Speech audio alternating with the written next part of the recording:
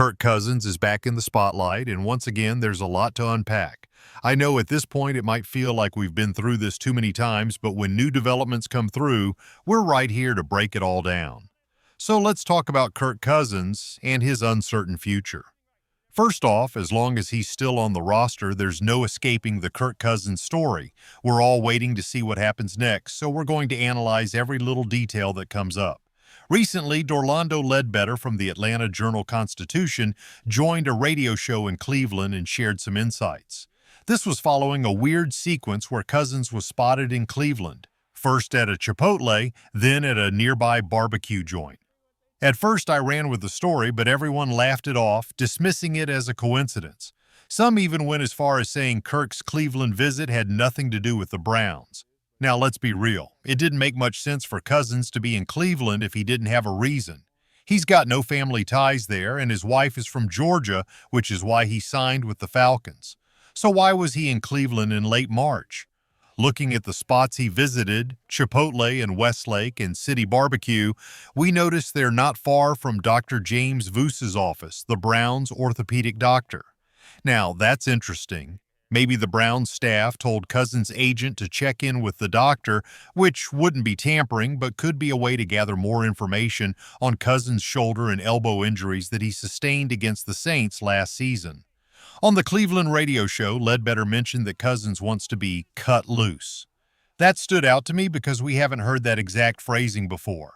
It's not just speculation anymore. Cousins is actively trying to get out of Atlanta, and it sounds like he knows that a trade isn't likely unless there's some major adjustment to his contract. This brings us to the next part. The Falcons are playing a bit of a poker game. They're betting on another team blinking first. Atlanta is trying to salvage whatever they can from this $90 million contract they gave Cousins, which has only lasted 17 games so far. And here's the key point. The Falcons want something in return for Cousins. They're not going to just release him and let him walk away. The situation might remind you of the one last year with Russell Wilson and the Broncos, where they took a massive dead cap hit just to cut him loose. But Atlanta's not falling for that trap. They want teams to know that if you want Cousins, you have to trade for him. There's still some lingering confusion around Kirk Cousins' situation, especially when it comes to his contract and what any potential trade would look like.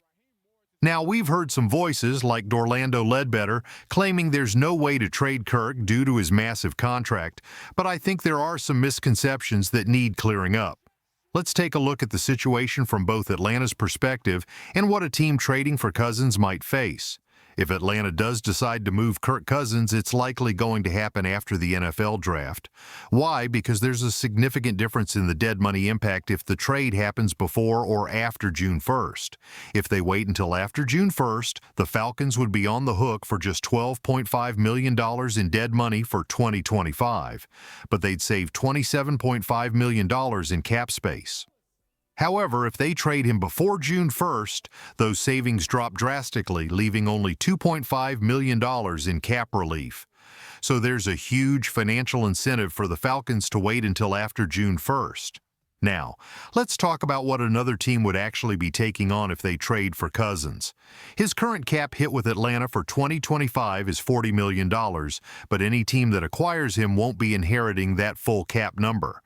What they'll be picking up is the guaranteed cash he's owed this year, which amounts to $27.5 million. That money is going to get paid to him, whether he's on the Falcons, the Browns, or even just hanging out on his couch. Here's the crucial point. No team is going to trade for Kirk Cousins and accept the full terms of his current contract as is. That's just not how it works. Cousins knows it, the Falcons know it, and his agent knows it. This isn't some bold hot take, it's standard NFL practice.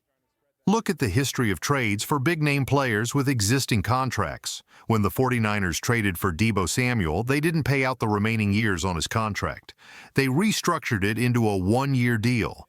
The same thing happened with Stephon Diggs when he was traded to the Bills, and even Allen Robinson had his deal restructured when he was traded from the Rams to the Steelers after signing a big contract.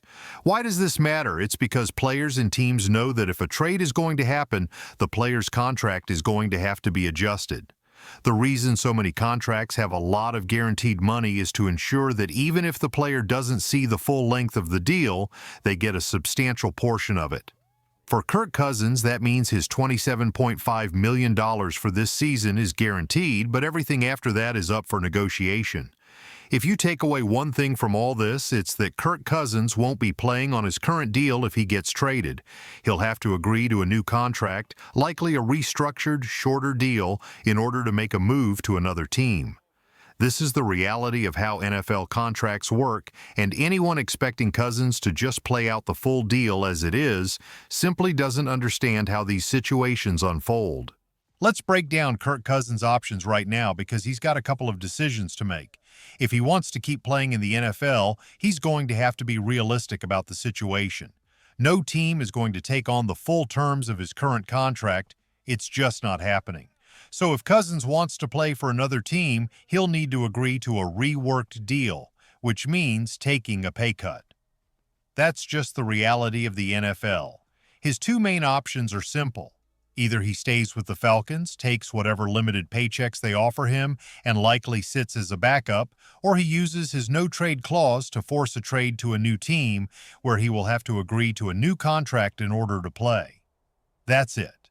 There's no magical way around this. The Falcons, for their part, are in a tough spot.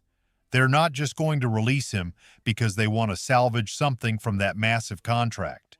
They're looking for draft picks or at least some form of financial relief, and even if a trade happens, Kirk will still get that guaranteed $27.5 million this year, no matter what. So if a team like the Browns takes him on, they'd only need to pay part of that money, while the Falcons would cover the rest. Here's how this might go down.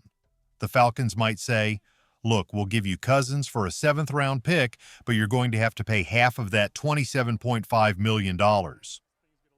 That's when the Browns would get in touch with his agent to talk about a deal. They might agree to split that money, but they don't want to take on the remaining years of his contract. That means Cousins would need to agree to a new one-year deal if he wants to keep playing. So the conversation would go something like this. The Browns would tell Cousins, "If you want to play this year, you're going to have to come to us, but we're not paying the full length of that deal." Cousins, having no other choice if he wants to play, would likely agree. He'd still get his $27.5 million. That's guaranteed. And then the Browns and Falcons would split it. But then, the real question becomes, what kind of draft pick are the Falcons going to get in return for Cousins? Since the Browns are paying a good portion of that guaranteed money, the Falcons will probably only get a 6th-round pick, which isn't much. But honestly, they probably don't care at this point.